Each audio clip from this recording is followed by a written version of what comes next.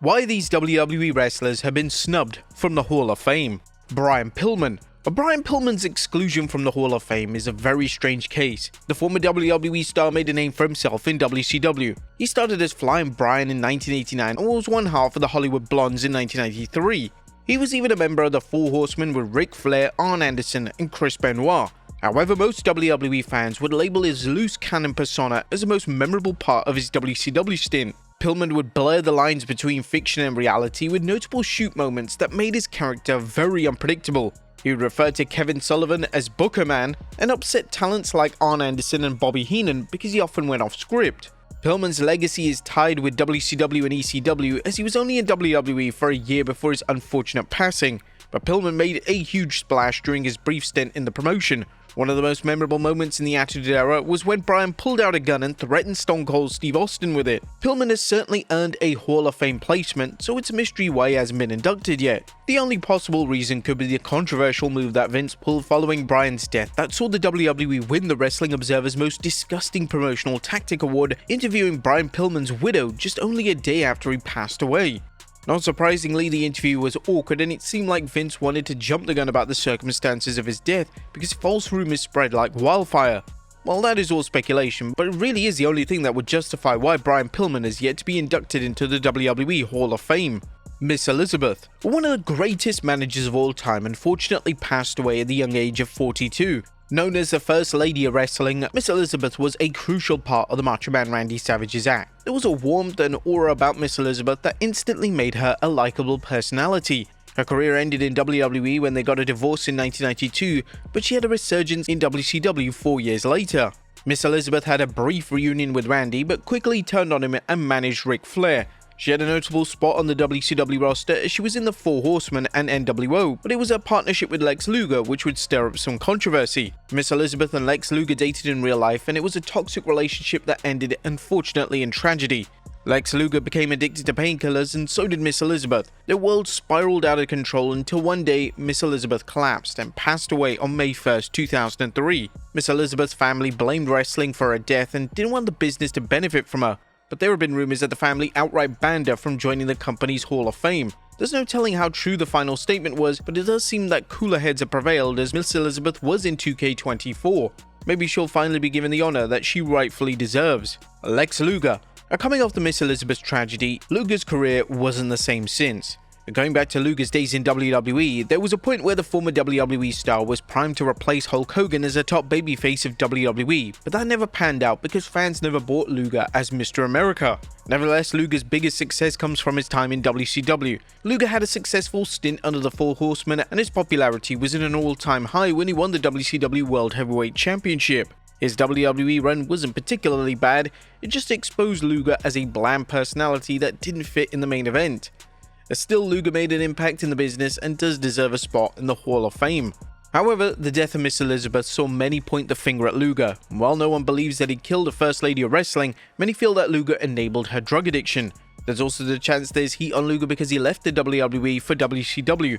When the Four Horsemen were inducted into the Hall of Fame in 2012, Luger was not included. According to Ringside News, WWE officials opted against including Luger. Luger not being inducted stems from some negativity that surrounds his legacy due to his close relationship with Miss Elizabeth at the time of her death. In 2003, Elizabeth Hulette passed away as a result of a drug and alcohol overdose at the age of 42. Luger had been living with her at the time of her death and was linked to involvement in heavy drug use with her, as well as several documented incidents with the law leading up to her death. While this was never confirmed, it's clear that the former WWE star was snubbed in 2012. Luger has worked in the company in recent years and even made his first television appearance on the bump in 2003, so his status may have changed with the officials. China. Now we know, China is in the WWE Hall of Fame, but as a member of D-Generation X. But Chyna's career has more value than being the bodyguard for the popular faction. She's the first and only woman to hold the Intercontinental Championship twice. She's the first female to be in a Royal Rumble. The ninth wonder of the world also had a fun story with another WWE legend, Eddie Guerrero.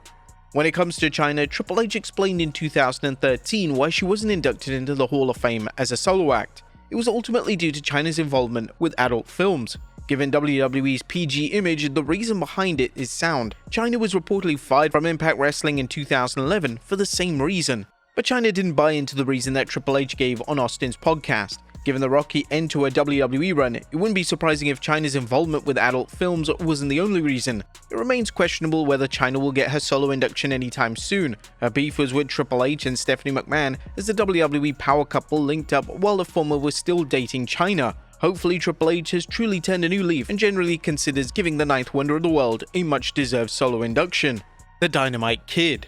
Davey Boy Smith is a name that gets the most recognition in WWE history, even though a good part of the British Bulldog's success was with the Dynamite Kid. Thomas Billington, aka the Dynamite Kid, was no slouch in the ring. He may not have had the charisma that Davey Boy did, but he was an exceptional talent who could have been a great mid-carder.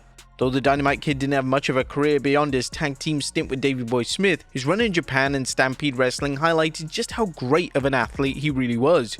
But the problem with Dynamite Kid was that he wasn't a nice guy behind the scenes. The dark side of the ring covered how much of a menace he was to the roster, and guys like Bruce Pritchard and Jacques Rougeau labeled him as a bully, though the Dynamite Kid has an even worse label on his name, an abuser. The Dynamite Kid once pulled a gun on his wife in front of his children, and thankfully nobody was hurt, but the incident tarnished his legacy and likely put him on the list of names that can never enter the WWE Hall of Fame. King Kong Bundy.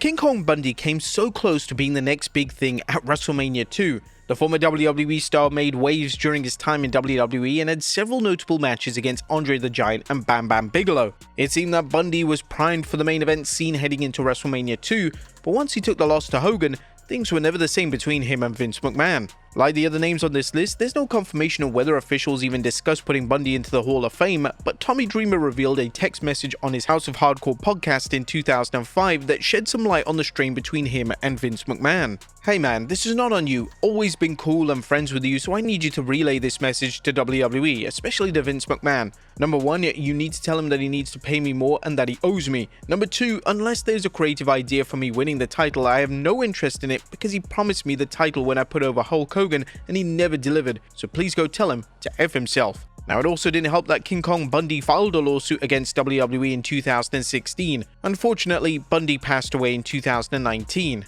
Whilst Vince McMahon is no longer in WWE, there's always a chance that Triple H could honor the legacy of the pro wrestler. Psycho Sid. Perhaps the most surprising name on the list is Psycho Sid. The man has an accomplished career spanning across NWA, WCW and WWE. Psycho Sid was no Bret Hart or Shawn Michaels in the ring, but he had an undeniable charisma that got him over as a huge star. But he also didn't leave the company on the best terms, as he wasn't happy about the outcome of his match against the Ultimate Warrior. Allegedly, Sid was unreliable, though with the rap sheet of some of the names on this list, that's rather tame. The former WWE champion did make a brief return in 2012 by helping Lita beat Heath Slater on Raw's 1000th episode, but that was his last WWE appearance. There are no reports of any backstage heat Sid had with management after his surprising cameo. Now, this could have been a case where Vince McMahon didn't feel it was the right time to put Sid into the Hall of Fame, or maybe he felt that Sid didn't deserve to be in the Hall of Fame.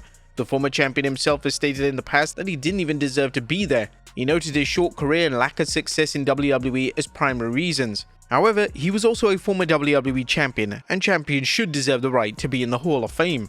Ivan Koloff. We always hear about Bruno Sammartino's historic 8-year title run, but what about the man who beat him? Well, Ivan Koloff's title run didn't last long. In fact, he only held the belt for 21 days. But him beating Bruno Sammartino isn't the reason he should be in the Hall of Fame. Koloff was an excellent heel who was able to generate strong heat. He was a dynamic performer who knew how to work a good match and made waves down in NWA as well. The only point of contention on why Koloff isn't in the Hall of Fame traces back to the lawsuit the company filed in 2015. That lawsuit was reportedly a response to Koloff threatening to sue WWE for concussion-based injuries. The lawsuit was eventually thrown out in 2018, and given how petty Vince McMahon has been known to be, so were Koloff's chances of entering the Hall of Fame anytime soon. Owen Hart.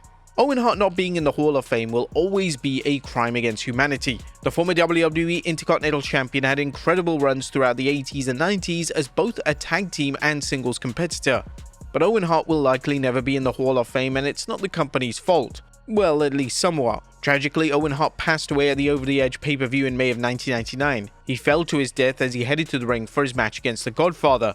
Now, the relationship between Martha Hart and the WWE was very troublesome after Owen's death. Martha sued the company for wrongful death, and according to Martha, WWE retaliated by suing her for breach of contract. that resulted in a years-long battle that took a toll on Martha's health. She discussed her legal battle against the company on Talk Is Jericho, saying it was the craziest thing because they had in their contract that you could only sue them in Connecticut. It wasn't about Owen's contract, it was totally different, wrongful death lawsuit. But through that process of the lawsuit, they were trying everything and anything to muddy the waters and intimidate me, so they were throwing everything at me. While it's all water under the bridge, as Martha has stated that she's forgiven the company, but she still refuses them to let them induct Owen Hart into the WWE Hall of Fame. There's always been this talk that, oh, we want to put Owen in the Hall of Fame. Their Hall of Fame? They don't even have a hallway of fame. It just doesn't exist. There's nothing. It's a fake entity. There's nothing real or tangible. It's an event they have to make money. They put it on TV and have a celebration, and it's just so ridiculous. We'll never entertain it. It's garbage. And it's hard to argue with Martha, as it's understandable why she has much ill will against the company.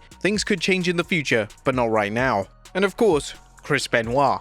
Chris Benoit, before this whole tragedy, was a fantastic wrestler and arguably a generational talent. But if WWE ever put him in the Hall of Fame, then it would be an absolute PR nightmare that could ruin their entire business. There's simply no justification for what Benoit did. We can understand that this is a complex subject because Benoit's issues with CT are an important part in the conversation, but at the end of the day, he committed one of the most heinous crimes ever seen in wrestling, so there's simply no way he could ever be in the Hall of Fame. But there you have it, folks, why these wrestlers will never be in the Hall of Fame. Be sure to leave your comments down below, and I'll see you next time with some more wrestling content.